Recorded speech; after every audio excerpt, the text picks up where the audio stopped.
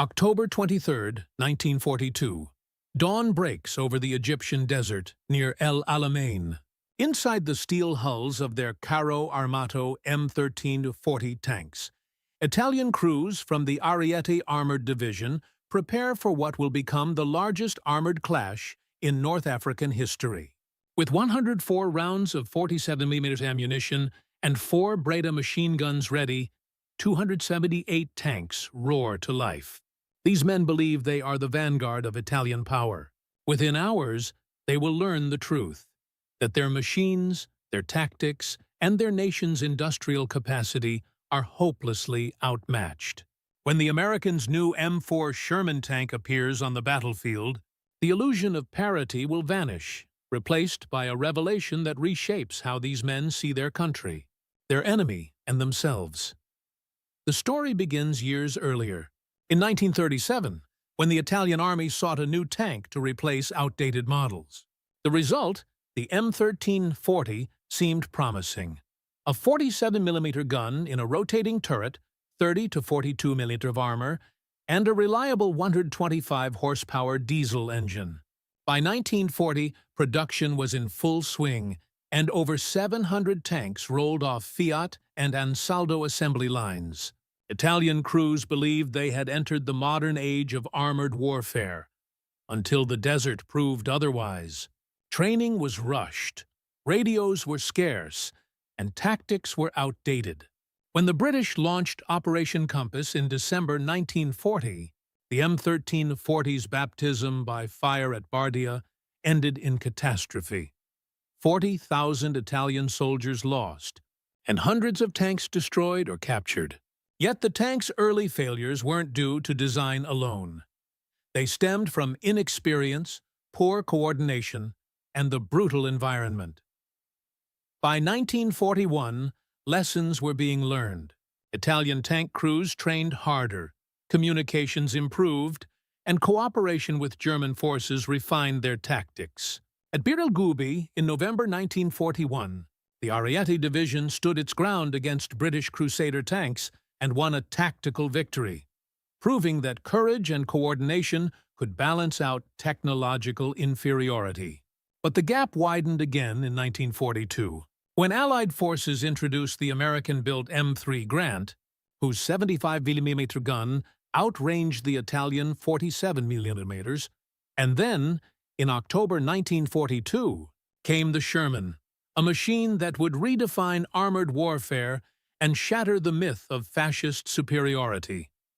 The Second Battle of El Alamein opened with a thunderous Allied barrage. When the dust cleared, Italian crews saw silhouettes advancing through the haze. Taller, broader, and slower-moving tanks that radiated confidence. The M4 Sherman, with 64mm of sloped frontal armor and a 75mm gun capable of destroying an M1340 from over a kilometer away, was everything the Italians' tanks were not: powerful, reliable, and forgiving. The first encounters were slaughter. Sherman rounds tore through Italian armor. Even non-penetrating hits sent deadly rivets ricocheting inside crew compartments. Italian gunners fired bravely, but their shells bounced off the Sherman's angled hulls. Only by closing to suicidal range could they hope for a kill. By the battle's end, of 278 Italian tanks, fewer than 30 remained. The defeat was total. But it was not just tactical. It was existential. Those who survived and were captured soon began another kind of education.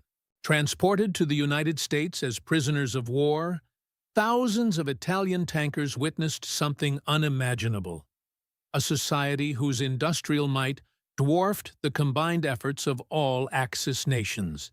On Liberty ships crossing the Atlantic, they saw abundance, food, machinery, and efficiency on a scale Italy could not dream of.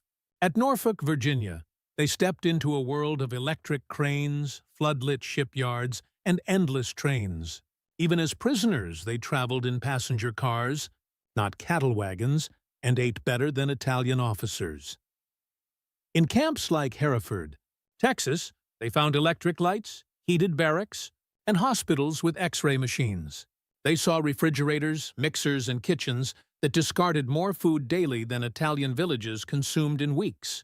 When assigned to farms and factories, they worked alongside American civilians who owned cars, homes, and radios, ordinary workers living in comfort.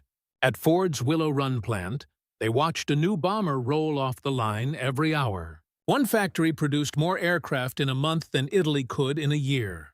It became clear the Allies hadn't won through luck or numbers. They had won through a system that made abundance a natural outcome. These prisoners, once proud fascists, began to see the truth. American democracy had outproduced totalitarian efficiency. Free workers built better machines faster than coerced laborers. Where Mussolini preached control, America thrived through liberty. Italian officers attended lectures on economics and democracy. They saw that power and prosperity didn't require tyranny. Newsreels of the D-Day invasion, 6,000 ships and 11,000 aircraft in a single operation, confirmed what they already suspected. Italy had challenged an industrial titan with obsolete tools and empty ideology. After Italy's surrender in September 1943, 90% of Italian prisoners volunteered for the Allied cause.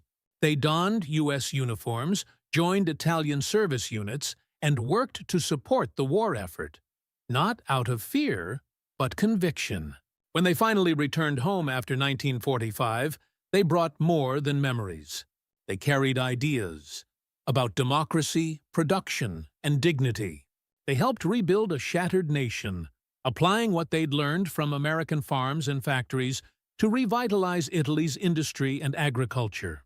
The seeds of Italy's post-war economic miracle were planted not in Rome or Milan, but in the POW camps of Texas and Oklahoma. In total, Italy built just over 3,000 tanks on the M1340 chassis. America built more than 49,000 Shermans. One U.S. factory produced in a month what took Italy a year. That simple ratio of output, of power, of possibility explains the war's outcome better than any battlefield map. Yet it also explains what came after. The Italian tankers, who once believed in fascism, returned home as believers in freedom. Men like Second Lieutenant Luigi Arbib Pascucci, who led a doomed counterattack at El Alamein to buy his comrades time to retreat, embodied their courage. His sacrifice earned Italy's highest military honor, and today his name adorns the 13th Tank Battalion. His commander, General Francesco Arena, sent his last message from the battlefield. Ariete surrounded, tanks still fighting. It became legend, a symbol of bravery amid hopeless odds. British historians later acknowledged that, given proper training and leadership, Italian soldiers fought as hard as any in the desert. In the end, the story of the M1340 and its crews is not just about defeat, it is about revelation. The men who faced the Sherman tanks at El Alamein learned the hard way that courage cannot compensate for industrial weakness. But they also discovered that the strength of a nation lies not in its ideology, but in its ability to create, innovate, and care for its people. They entered the war as instruments of fascism. They emerged from it as witnesses to freedom. Men whose journey from the burning sands of Egypt to the farms and factories of America helped forge the foundations of a democratic Italy. The eerie rumble of diesel engines on that October morning in 1942 marked not just the start of a battle, but the beginning of a transformation, one that turned defeat into enlightenment, and soldiers of a broken empire into builders of a new nation.